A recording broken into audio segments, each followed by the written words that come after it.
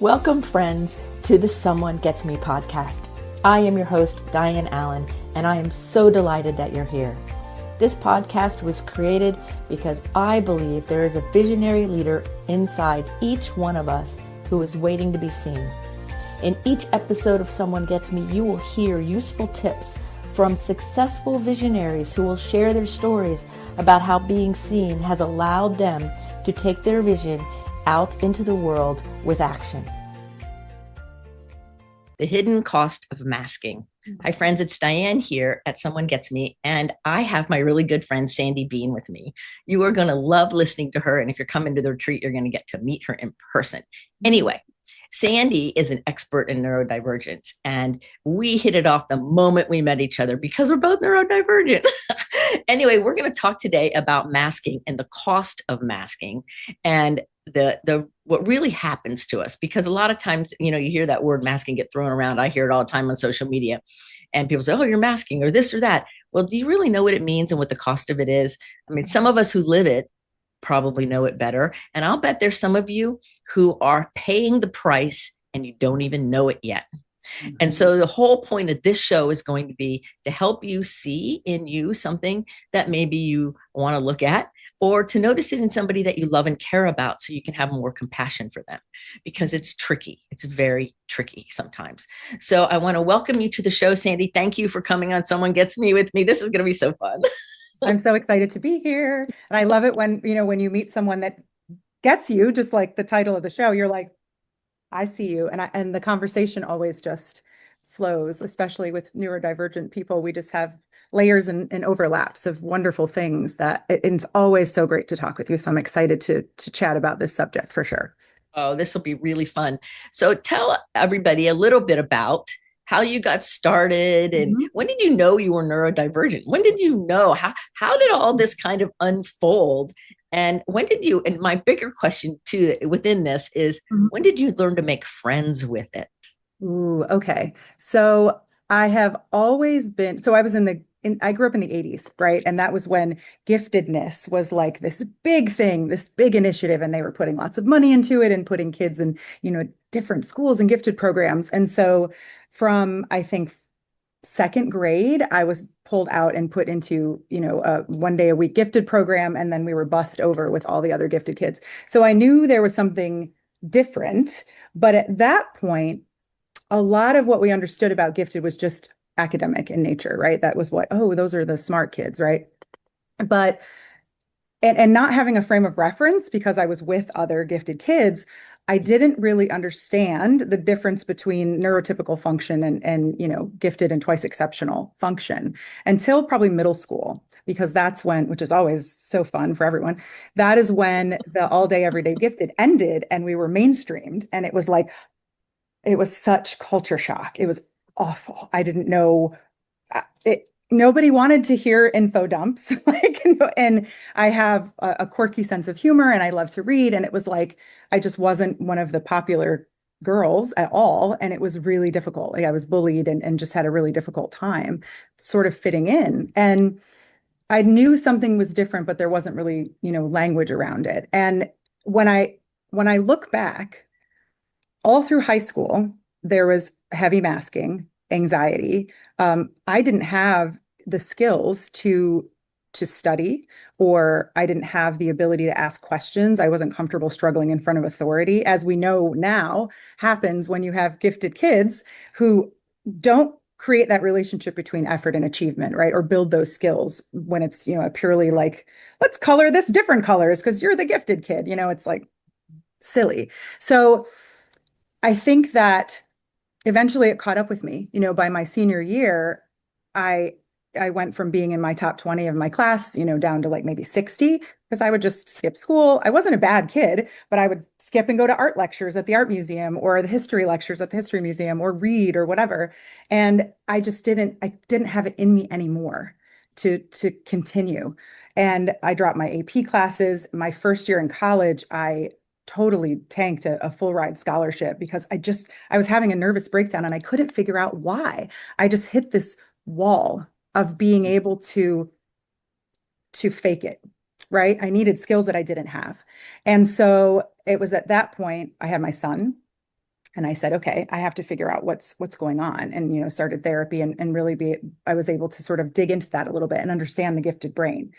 It was then that I started school as a teacher. I started education school and specialized in gifted kids. And as I was studying human development and really digging into it, and it just became such a hyper focus, I started to go, the light bulb started to come on, like, oh my gosh, that and that I think was when I started to have compassion for myself. Like I didn't have those skills. I could certainly fake it, but only to a certain point, right? There's only so long you can do it. And that's really when I think I started to develop a lot of the skills to be able to handle it. And when I became a teacher, in 2003, I was able to work with, I have a gifted certification, and I worked with neurodivergent and full inclusion classrooms. And that really gave me a sense of what they need. And I became an advocate for gifted and twice exceptional kids outside of academics. Like, there's actually a social emotional component. I went back to that old gifted kids survival guide. Remember, it's Judy Right. something Yeah. Galbraith, Yeah. I think. Yeah. Yep. So that was really it. And it just sort of evolved, I think. But I wasn't formally diagnosed as twice exceptional until I was 40 when I found out I had Yeah. ADHD, which I look back and I'm like, come on, you what? But Like a yeah, girls didn't have ADHD in the 80s. What are you talking about? No, no, there was no such thing. There No, was we weren't certainly all. never anything like that because I'm a little bit older than you, and when I Mhm. had to deal with it either, it's like, but hold on. I remember being at a gifted conference and I was presenting, and then I went into one of the other presenters and I'm listening to them and I'm like, hold on, that's me, that's me, that's me. And it was Epiphany Day because I'm Mhm. like, oh, that's what it is. Yes. I was And like, then, I'm not lazy. I'm not irresponsible, right, right, you you know? know, Hmm. right. And I also that same time saw all my brother in there, and I'm like, oh, it was completely changed my world just by this person sharing what they knew because I could just put all the data points together and see Amazing. it, and it a whole different level of self-love and compassion and It, understanding. it really Like, is that oh, it unlocks it. But grief yeah, too. I yeah, felt grief, I think, yeah. Grief, because I think grief comes right after the awareness. It's like, oh, and then there's a sadness of what has been lost. The relationships, the friendships, the opportunities that somehow are lost or disjointed or whatever because we didn't understand, they didn't understand, nobody knew what was going on, and we've paid a big price for it. yeah, And it's a really big deal. it is. And I think that's part of why, like my daughter was diagnosed with autism and then ADHD, my oldest daughter.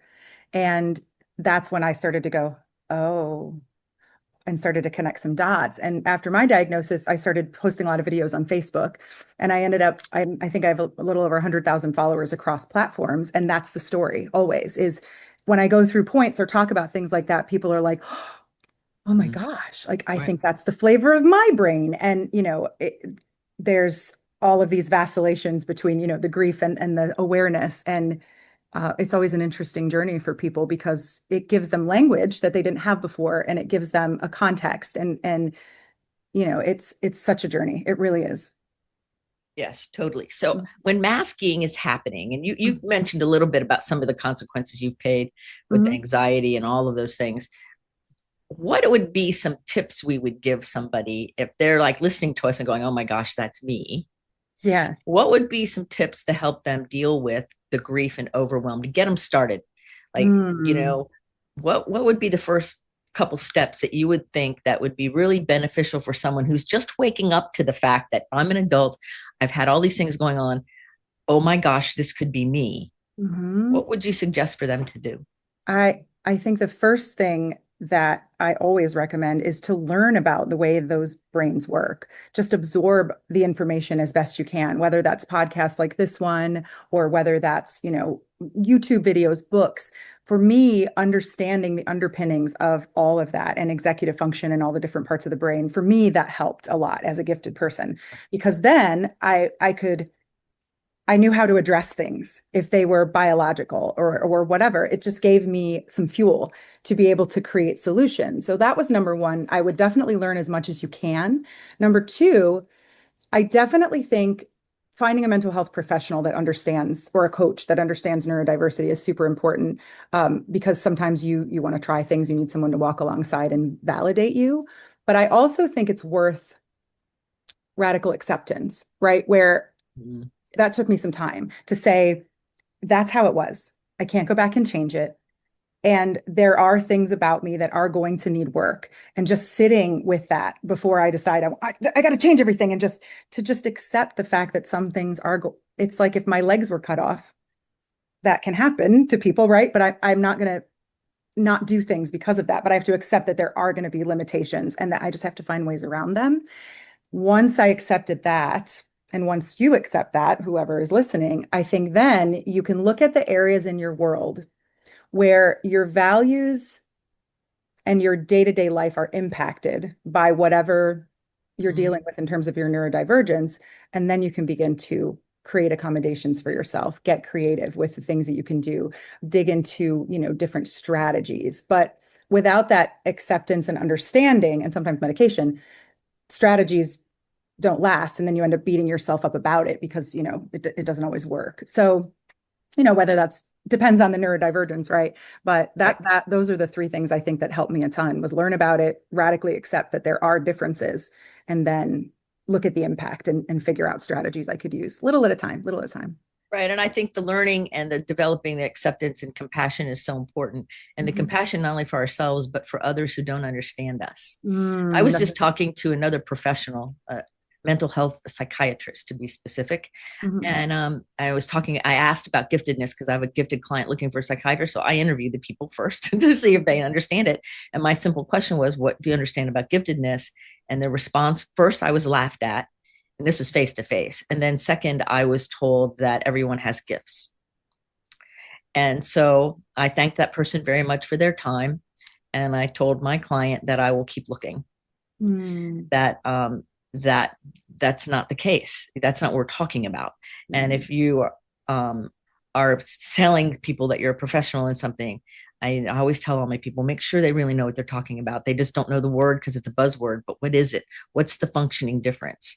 mhm. Because I know I've had a lot of chances where there's people out there in the world, they don't hear me, they don't get it. I'll say it and they'll look at me and they act like they get me and then they don't get me.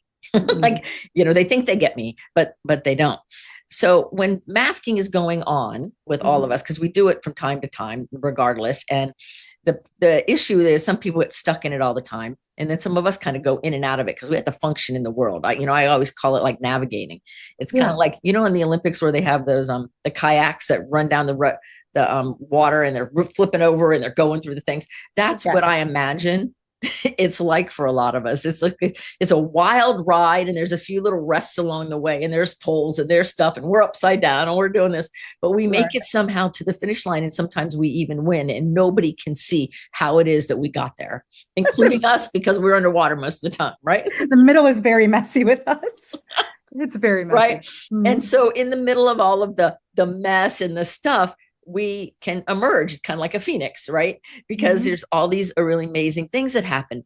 So what do you see are some unique talents and gifts and awesomeness things that somebody has? Like, because it's good to talk about, we can talk about what's wrong, Of but course. what is the gift in somebody who can mask or not, or the gift of neurodivergence?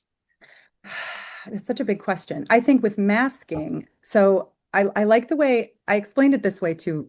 I have two autistic, actually, all of my kids are gifted and they're all twice exceptional. Two of them are ADHD and two of them have ADHD like me. So when my youngest was in OT, they were learning to identify their emotions in given situations because interoception, can be really poor. So like figuring out how they feel. And they were getting frustrated. They were like, this is stupid. I don't want to. And I said, listen, you don't have to use this language or this strategy all the time. But when you're trying to function in the world and you need to advocate for yourself, you have to be able to articulate it in a way that other people understand. It's kind of like if we're going to go to France, I need you to understand how to drive on the roads and how to speak French. I'm not trying to turn you into a Frenchman. You are not going Right. to become a French citizen. You just have to understand how to navigate it. So when I think about masking, that's kind of how I imagine it to be is like, oh, I can understand this social situation or this whatever and I can pull this out and put it on and function this way. I think the danger comes in when we don't know who we are outside of that, or when we mask so easily, we don't we don't anchor into any identity, right? We're just sort of become kind of aimless and it becomes really difficult. But I think the beauty of being able to code switch like that and fit in from place to place, which I think is super especially unique to gifted neurodivergent, the neurodivergence of gifted, as well as, the other types of neurodivergence like ADHD, autism, things like that. I think that we're uniquely good at it. And I think as long as we have a sense of self and stay anchored in who we are, it Mhm. gives us this ability to decode situations really well and have this confidence sometimes because we've been through so many different things and tried on different identities that can be very helpful.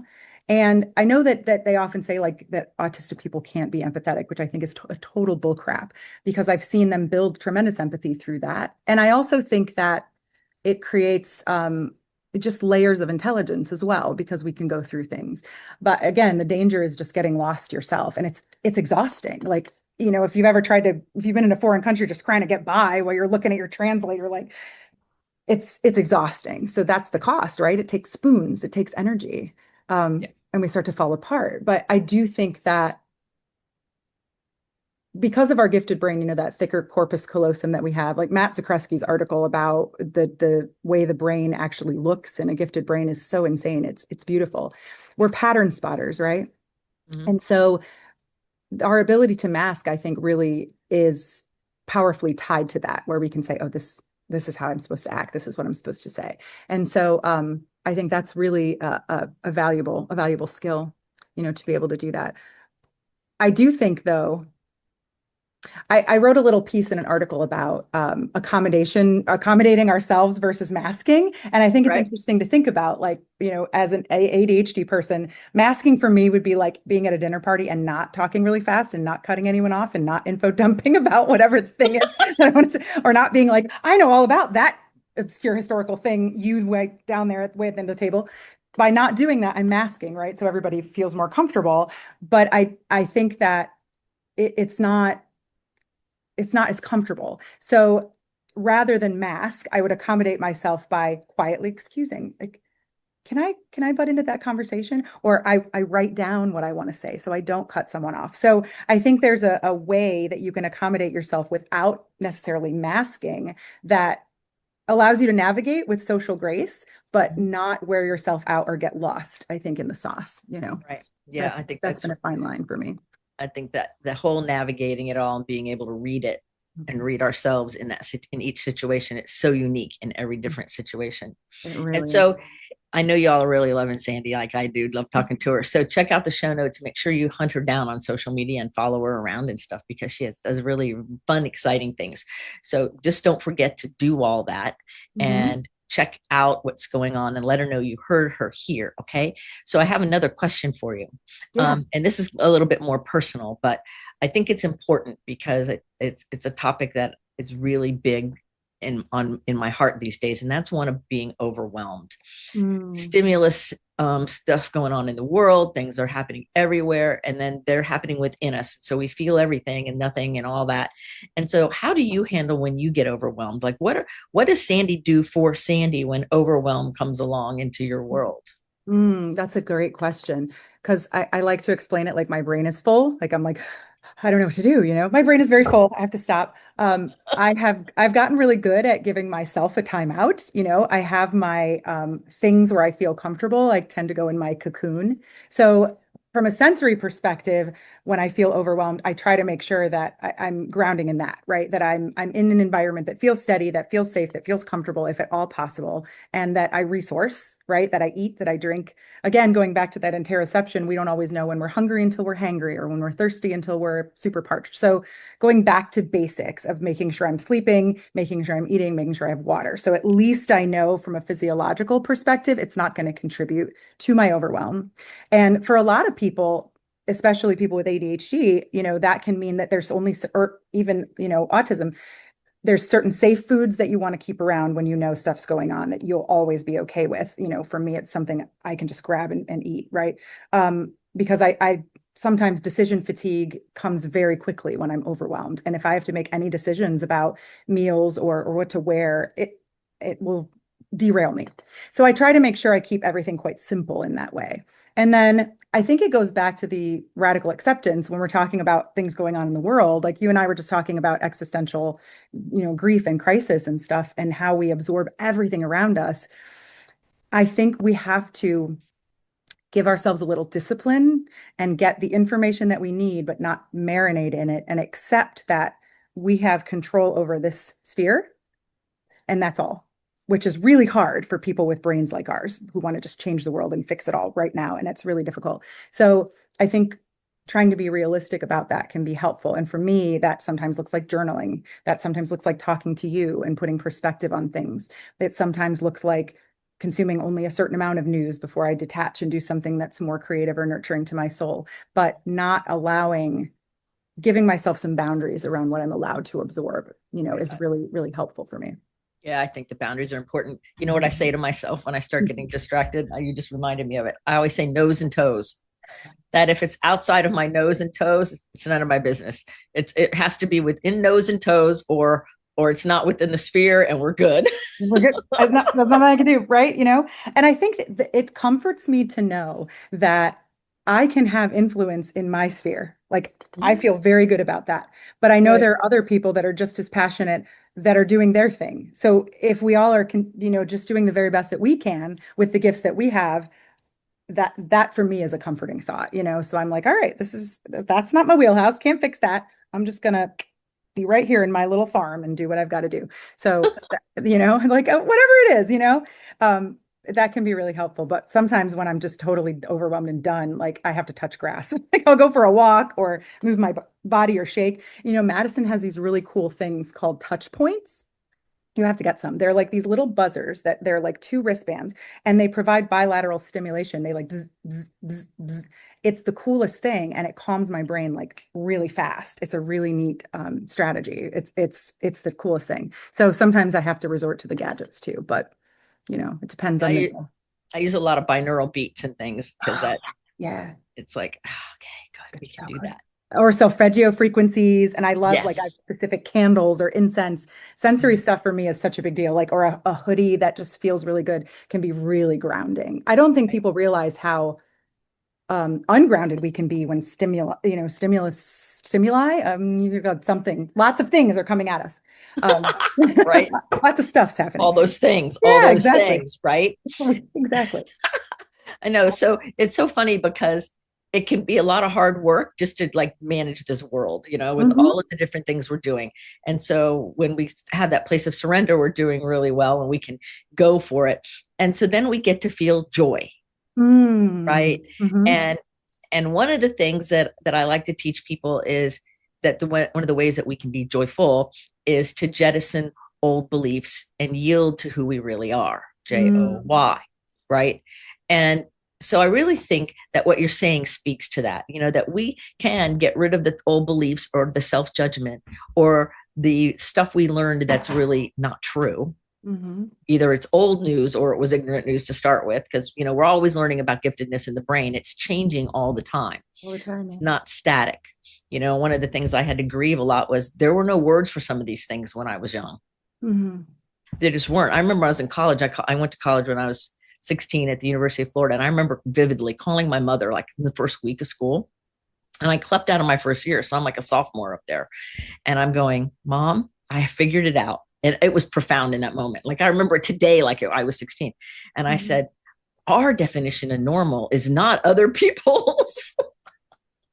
And I didn't even realize how profound that was until many years later. I'm like, oh, that's what all of that was. And so sometimes we just have to let ourselves get rid of those old beliefs that don't matter anymore. Exactly. And just give ourselves permission to just be who we are. And I think there's been, I mean, for as crazy as it can be out on the internet, all the information that comes around, I think finding and seeing other people that are doing that and you doing the work you do and other people that just like I am perfectly comfortable letting my freak flag fly very publicly because I know that when someone sees that, that's going to give them permission to do the same thing. Yes. And that's part of the visibility of that I think is really beautiful.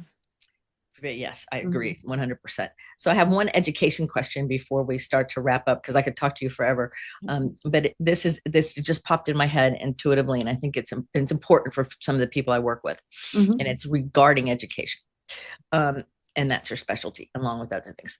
So I work with a lot of college students and high school students trying to further their career. Mhm. And one of the things I have to warn them about sometimes is that sometimes their professors are not as intelligent or as gifted as they are. And they see things and have data points and put things together much faster and might even know more information about a certain topic or a part of the topic than the actual professor or teacher because they just do because they dive into it. Mhm. So, what are some really good skills that you teach people, especially young 20-year-olds and teenagers who want to show what they know, but also not to go too far to alienate the teacher or professor because they want to get along? So, can you give them a little help?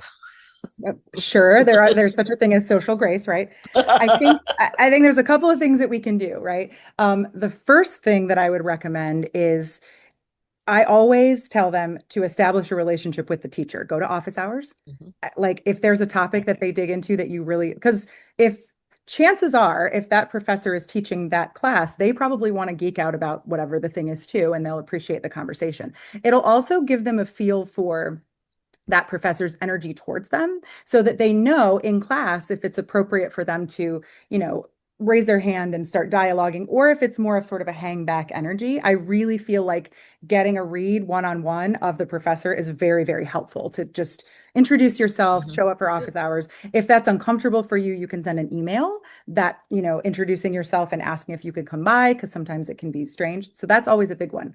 I think it's also important that you recognize that even if you understand the subject matter, sometimes the individual teaching will still have wisdom that they can teach you, or there's part of the process might be Mhm. all you get from that class. Like maybe there's a strategy that they use for papers or for the way that you take notes, or sometimes you can take learning from the strategies rather than the content, which Mhm. can be satisfying in and of itself, right? Right. Even and sometimes you just have to go through the motions and understand that that class is not going to be Yes. all that great. And that's okay. That's okay. But if you find those professors that are that same sparkly weirdness that you are, really, I think having a mentor, an advocate, what do they call them? Your advisor, Mhm. um, that if you do run into that where the professor is just, you're really struggling in there, it's okay to say, this is hard. What do you know of them? What are some things that I can do? And it's also okay to ask, hey, can I do some extra reading? What book would you recommend that goes with this when you do those office hours? So really, it's about establishing a relationship with the professor. It's about understanding that there might be things that you get out of it that aren't necessarily content related, and then advocating for yourself either with your advisor or asking for something additional that you can dig into if it's really driving you Yeah. insane, Oh, you know? that's that's wonderful because a lot of times I remember, I mean, even for myself, it hasn't been content as much as it had been some form of strategy or something Mhm. else that isn't necessarily in the forefront on the syllabus that Exactly. Exactly. I ended up coming away with, and I'm grateful for. And it's a good thing I didn't leave the class or judge it. I got to experience whatever lots of different examples.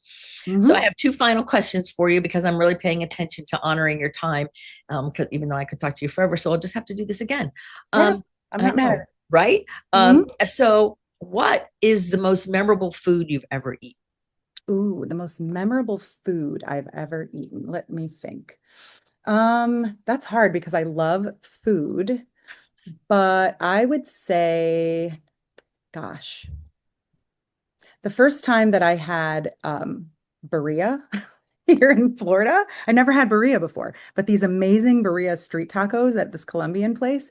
I think I'm from Ohio. We have like a lot of like Russian immigrants, Italian immigrants. I never had Latin food really before, like really good Latin food. And it felt like I had it with a Corona, and it was right when I moved to Florida in 2019. And that was like, for me, it was sort of felt like I was ushering in something new. It was a sort of a different cuisine. It was sunny. The Corona was cold, and it was like it's such a simple food, and it was such a simple meal, but it really felt like ushering in something where I had sort of cracked open. So that it was freaking amazing. That stuff was Oh, delightful. So I loved it. that is that is beautiful. Hmm. Okay, is there anything that you wanted to share on the show that I didn't ask about, or something on your heart, so that when we feel complete, we're complete?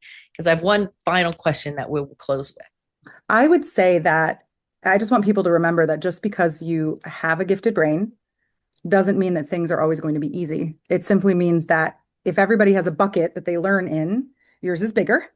and it fills up faster. So you can learn really quick, but it doesn't mean that things won't be difficult. So, having some compassion around that and understanding that you're still a human being is, I think, the best piece of advice I could give anyone.